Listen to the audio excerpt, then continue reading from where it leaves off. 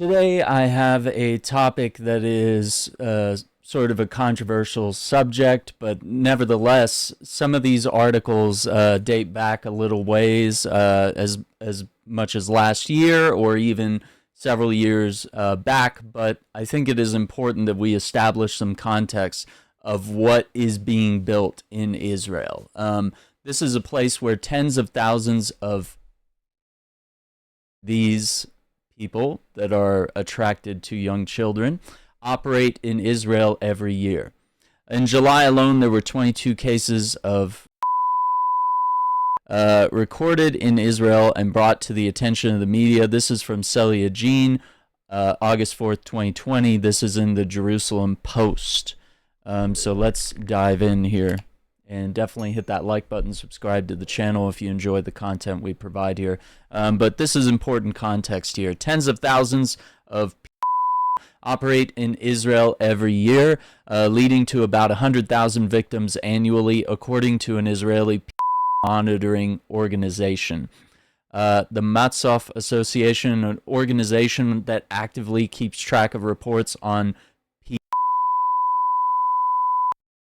in various media and centralizes the data monthly, states that in July alone, 22 cases of were reported in Israel and brought to the attention of the media. The vast majority go unreported.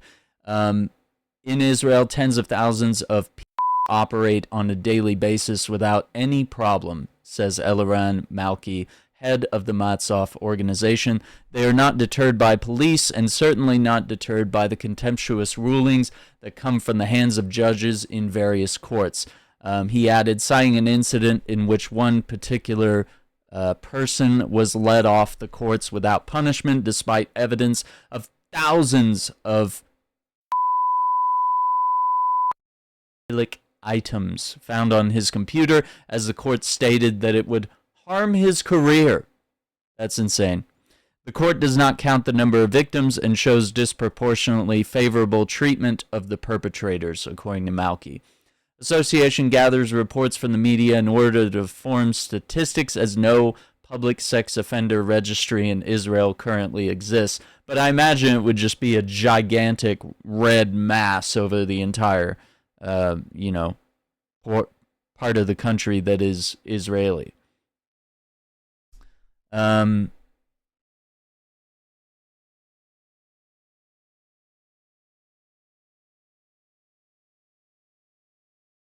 there's a lot of notable cases that this article brings forward, and I'll link it down in the comments. But some of these people, such as Malka Leifer, who was the principal at the ultra-Orthodox Adas Israel School in Melbourne, which is Australia, from 2003 to 2008.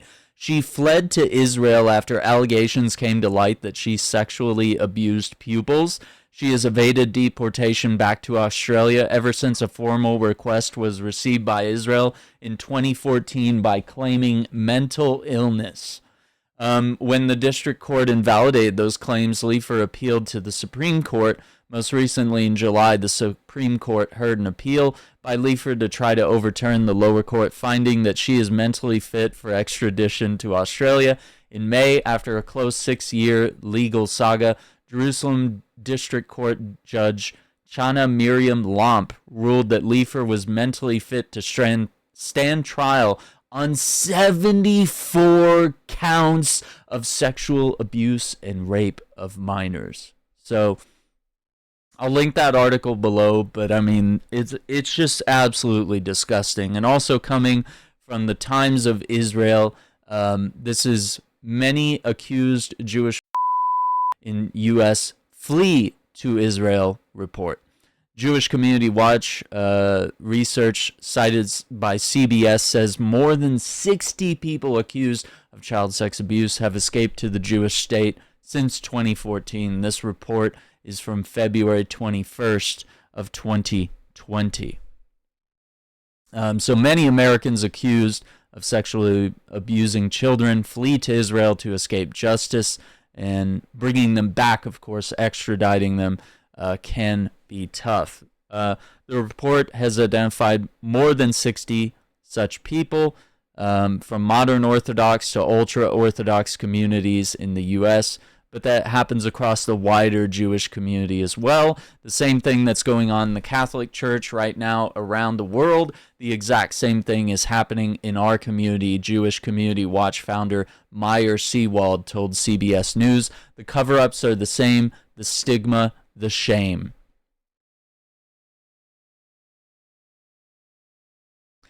Jewish Community Watch's Chief Operating Officer Shanna Aronson said, the blame starts with Jewish communities in the U.S. and the U.S. government for not seeking extraditions, but that Israeli law enforcement has come up short in prioritizing the search for suspects. Israel police commented that they take the cases seriously and coordinate with the Justice Ministry and police worldwide. So once again, people that are simply Jewish can just come to Israel and claim land that doesn't belong to them, especially the settlements in the West Bank where they are legally under UN and international law, illegally settling in that area. A lot of them are the P word. So just important to note that all this evil in the world, all this genocide, all this, disgusting death and starvation of civilian population, it's being led by people that are very interested in children, which is incredibly morally wrong. Now, another article from 2023, May 2nd, 2023, this is from the Jerusalem Post. Israel is trying to legalize, says Avi Maoz. The age of consent in Israel is 16, which is kind of insane to me, for all genders, but can be as low as 14, provided both parties consent and have a 3-year age gap or less. I don't think a 14-year-old and a 17-year-old should be having have no business having any sort of relations together.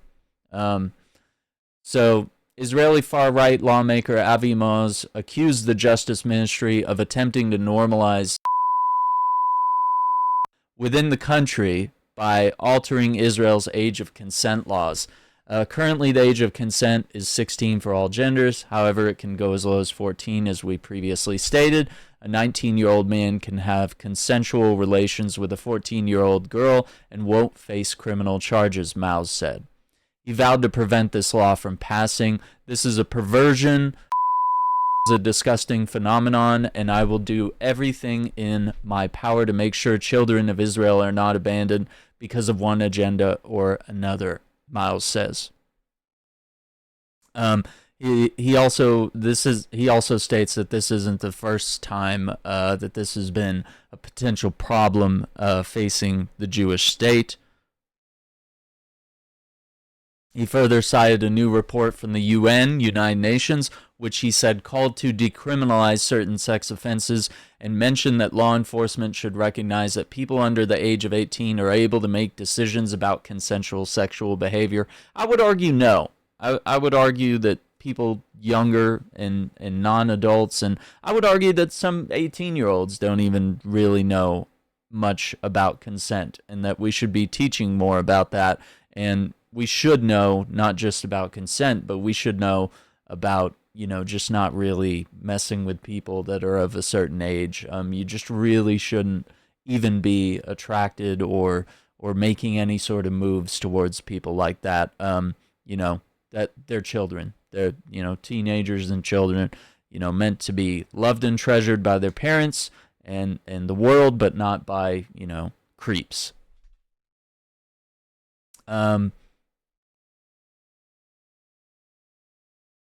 It does get into some stuff about the LGBT community, but I'm just going to table that. We're just focused on the act of bringing to light that there is so much in this country.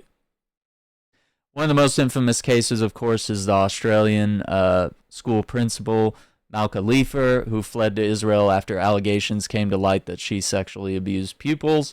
After a long legal battle, she was eventually extradited back to Australia, where she was recently convicted. And of course, this article was from 2023. CBS News also has an article here, how Jewish American hide from justice in Israel. And this is from Tel Aviv. And this gets into a tense stakeout. It talks about how they capture some of these people and how they follow them. But I just want to note here that it is a widespread problem, and American tend to flee to Israel, and bringing them to justice can be difficult.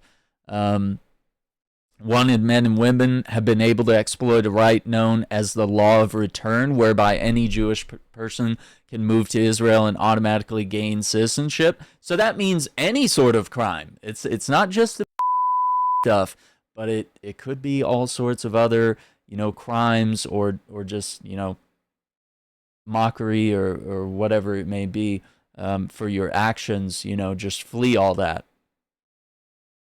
So the cover-ups, the stigma, and the shame.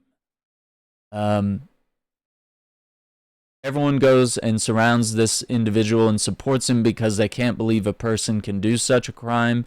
They take the abuser's side, and then the abuse continues. So the U.S. will sometimes protect these people and allow them to flee and not be extradited. They put him in another community. A few years later, he's done the same thing, and we hear more allegations that the person's abusing children. Victims don't want to come forward when they see that. So they see people getting away with it. They think it's useless to report.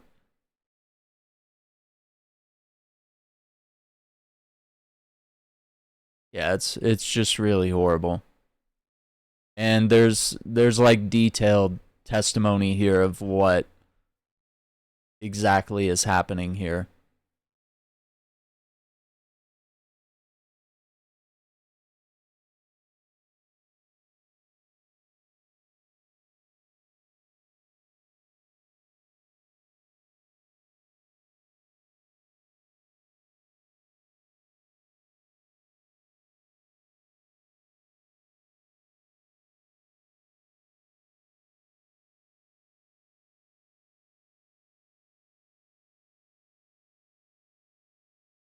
JCW's chief operating officer, Shanna Aronson, says the failure begins in the United States.